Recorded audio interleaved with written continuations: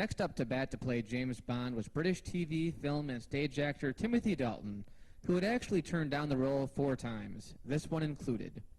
Originally, Eon wanted him to replace Connery in 1969's On Her Majesty's Secret Service. He declined because he felt he was too young for the role.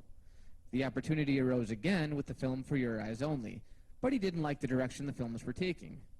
Dalton ultimately felt that the films were too light on plot, more play to the character's playful womanizing persona, and the villains were starting to show little motive other than to take over the world. All things I agree with. With the 15th installment, the producers once again approached Dalton to don the role. Again, Dalton refused, this time due to obligations he had made on other projects. Sam Neill was actually screen tested, but ultimately turned down. And then the producers went to future Bond actor Pierce Brosnan, who initially accepted, until the executives at NBC forced him to back out because of a commitment he had to a failing TV series, Remington Steele. And by failing, I mean they used fan interest in Brosnan playing Bond to breathe life into the TV show, filmed 5 episodes, and then canceled Remington Steele because it was dropping in ratings. So basically, Brosnan got screwed, and Dalton finally accepted the part. Now, to be fair, I've stated in past reviews that I'm not thrilled with Dalton's performance, or the 2 films that star him. But if you search around, you'll notice that a lot of fans liked the approach Dalton was taking. He was less humorous than Roger Moore, and he didn't always enjoy his assignments. The films he was in were a little more edgy, but that's also what ruined it for me. I'm going to have to play devil's advocate here. Yes, the series was becoming stale, but I still preferred the playfulness of the earlier films to the intensity of Dalton's incarnation.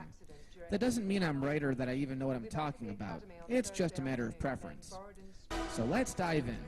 We get the usual prologue where British agents are in the middle of a friendly paintball game. The KGB agent shows up and starts killing the agents for real. Bond gives chase and desecrates the bad guys as usual before parachuting to safety and landing on a yacht. Who are you? Bond, James Bond. Exercise Control 007 here. I'll report in an hour. Won't you join me? Better make that 2. Simple James Bond. No Beach Boys music, no disco rendition of the Bond theme, just Bond as he probably should be. We then get a title sequence sung by Aha, and like the View to a Kill song, it's pretty memorable.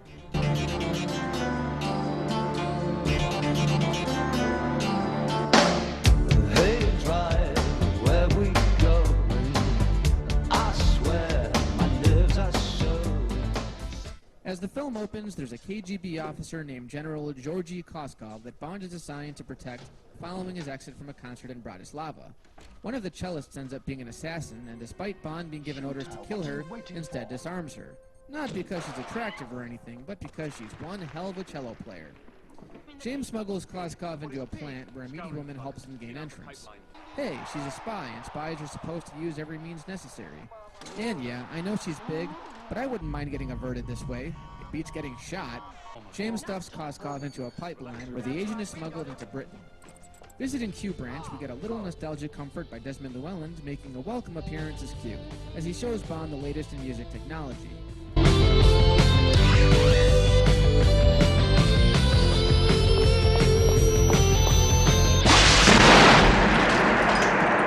Something we're making for the Americans. It's called a ghetto blaster. We're then introduced to Miss Moneypenny, played this time by a much younger Carolyn Bliss. I don't know if we're assuming this is the same character that Lois Maxwell played for 14 films, or if it's a relative. Or maybe all of them secretaries are named Miss Moneypenny. I have to say, it's a little disconcerting to watch this scene with no Roger Moore and no Lois Maxwell. It's as if we're watching a different series altogether.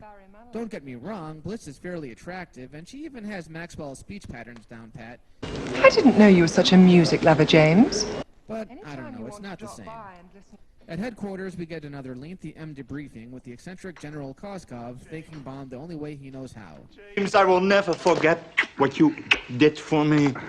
Thank you so. He then reveals that the KGB's old policy of death to spies has been put back into effect by its new leader, Leonid Pushkin. So that means we won't be seeing any more of Walter Gotell either. We're treated to a few scenes where a mysterious spy kills a milkman, then a cook. And is that the same fucking parrot from For Your Eyes Only? 8,000 zeros! 8,000 zeros! As it turns out, the spy extracts Koskov from MI6 and then gets a warning from Pushkin stating that Bond's name is also on his hit list. Going back to Q, we find that Llewellyn's just full of practical jokes.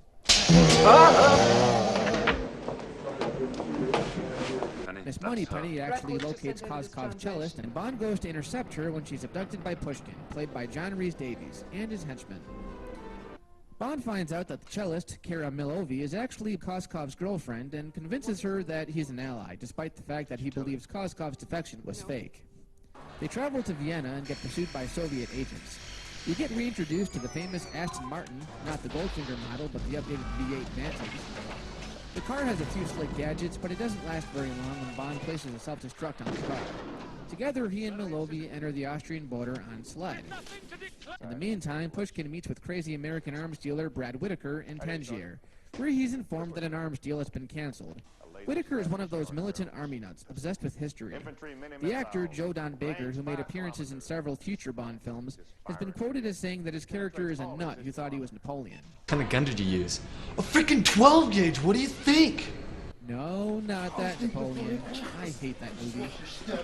At an opera house, Bond meets his contact, Saunders, and then hits it off with Milovi at a carnival. Saunders gets assassinated by Necros, who leaves Bond another message. Bond goes to look for the threat and pulls a gun on a kid. Nice one, James. Loosen up a little. Can't we stay here a few days? No. Typical blonde question. You were just shot at. Now you want to stay? Next, Bond goes to Pushkin's apartment using his attractive old lady to distract Pushkin's bodyguard. He fakes Pushkin's death, allowing Whitaker and Kozkov to continue with their plans. Bond evades capture by running across the rooftops of Tangier, and then gets kidnapped by a couple of armed women. Surprisingly, no sex is involved. They take Bond to an old friend of James, Felix Leiter, who we haven't seen for a while. This time he's played by John Terry. After this little throwaway scene, Bond goes to visit Kara, who drugs Bond after Kozkov tells her he's a KGB agent. Kozkov takes Bond to an Afghan prison where he also imprisons Kara. Using Q's nifty whistling mechanism, the two escape along with an inmate, Kamran Shah, leader of the local Mujahideen. So somewhere along the line, Bond finds out that Kozkov is using Soviet funds to purchase a shipment of opium from the Mujahideen. I said no camels! That's 5 camels! Can't you count? The Mujahideen help Bond plant a bomb on the opium plane, but he gets trapped inside and has no choice but to fight back. The Mujahideen invade the Soviet base, and all hell breaks loose. Bond and Kara manage to get the plane off the ground when they're attacked by Necros. Kara opens up the hatch where the two duke it out suspended in midair. Necros goes skydiving without a parachute. Bungee jumping without a bungee. Bond finds a nice bridge to drop the bomb onto when the plane starts to run out of fuel. They parachute to safety, in a Jeep, but hey, we're used to that, and then Bond goes to cross-examine Whitaker.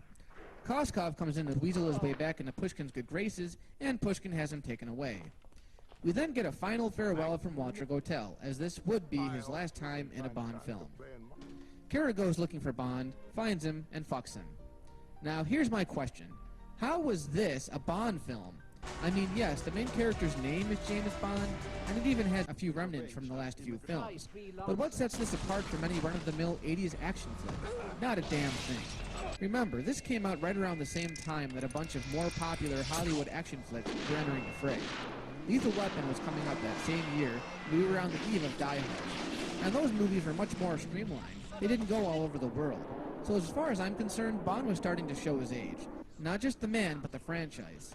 Dalton is okay, but he's just not memorable, and he doesn't carry the film all that well. It really makes me wish Roger Moore came back. I don't care that he was pushing 60. At that point, he was Bond.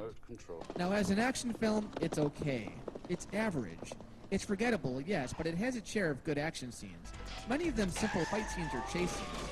But aside from some random scenes with Q, it doesn't have those trademark Bond moments. Generally, Bond has sex with at least 2 girls per movie. I'm not saying I ever condone this, but it was a guaranteed staple of the franchise. In this one, he has run-ins with several women, and only gets with one of them. Notice how during this whole review I barely made one joke at the film's expense. That's because, frankly, this is a hard one to joke about. Don't assume that because I poke fun at a Bond film I dislike it. That's what makes them so damn fun to watch. And that's what's missing from this film. The fun. It just takes itself too damn seriously. It's a very dry movie, and most of us Americans would at that point much rather have gone to see an Indiana Jones movie. And we proved it when the next Bond film, License to Kill, didn't do as well. To be fair, The Living Daylights kind of set the tone for the rest of the Bond films. The plots continued to get stupider, the action more outlandish, and the villains became more or less archetypes based on existing political figures. But that's not the Bond I want. I wanted ridiculous-looking comic book morons with physical defects that can decapitate statues, bite sharks, or crush random objects with their bare hands. As the films went on, they got rid of the golden guns, the lasers, and the ghetto guns.